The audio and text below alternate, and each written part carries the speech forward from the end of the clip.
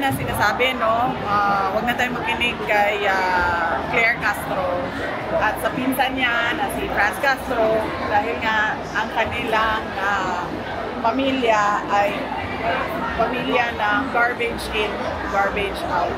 So, basura ang malabas lagi sa bibig. O kaya nga, sabi ko naman sinabi ko na yun sabi ko, yung kay PRD, kaya gawin yun ng mga abogado, yung sa aking impeachment, nasa mga abogado na rin yun.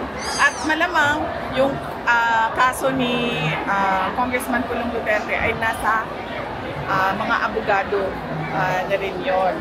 Pero yung timing ng ginagawa nila at yung pattern na ginagawa nila sa pamilya namin galing sa administration ay hindi siya lost sa mga kababayan natin na nanonood. Nakikita nila kung ano yung pagigipit at pang-aapi na ginagawa nila sa kanilang mga kalaban sa politika para tabunan o koberan yung mga kakulangan ng gobyerno at ng administrasyon sa totoong serbisyo na kailangan ng bayan at kawalan ng mga development projects, big-ticket projects at mga programa para sa ating